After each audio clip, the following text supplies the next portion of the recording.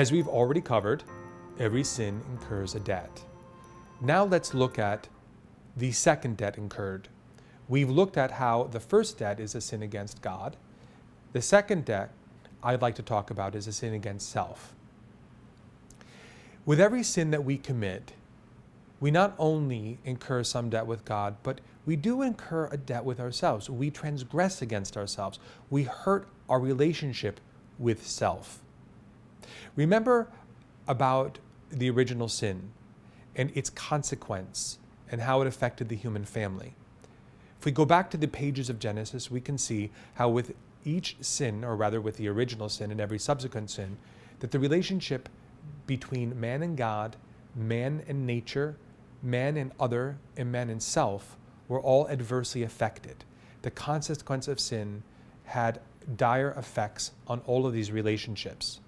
With each particular sin, then, we can see how it is that we sin against self. Our relationship with self is affected, not just from the original sin, but with each subsequent particular sin. So when I do something to harm another person, when I do something that's immoral, when I do something that is sinful, I am in fact hurting myself.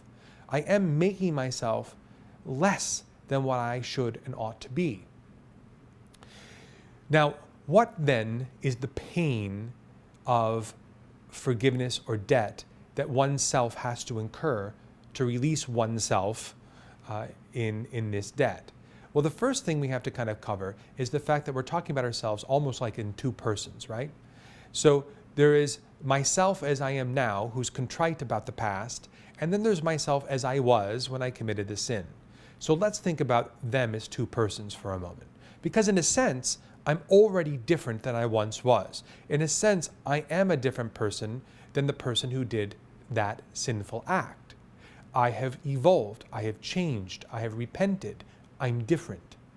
And so now I'm coming to a point where I'm saying, I am sorry. I wish I didn't do that. I am not the same person as I once was.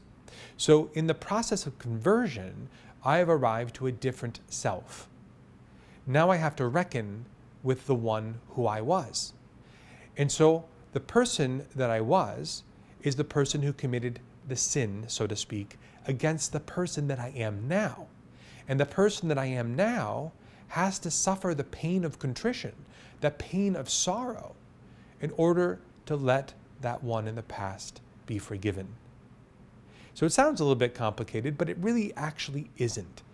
Because when we understand that when we change, when we actually come to a point of conversion, that we grow and become different, we can start to see ourselves a little bit differently.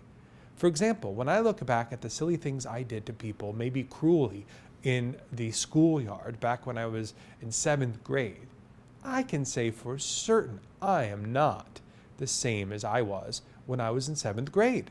And whatever stupid thing I did back then, I would probably, I no doubt, would rebuke my 7th grade self.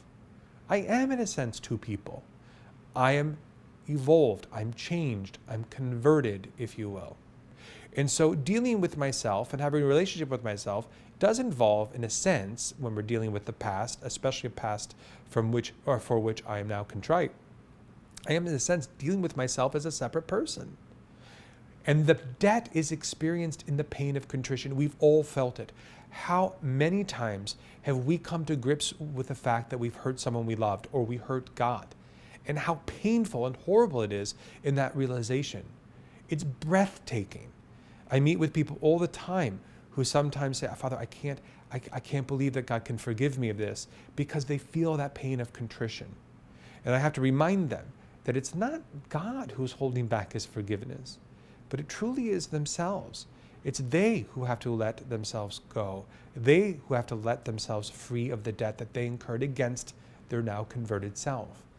And it's not about God being unforgiving as much as it is about us being relentless with ourselves. So it's important for us to explore and to understand this second aspect of debt that's incurred with every sin. That is a debt against ourselves. To see ourselves as being who we were and who we are, and being willing to forgive and to pay the price in the form of pain and contrition for the one who we once were.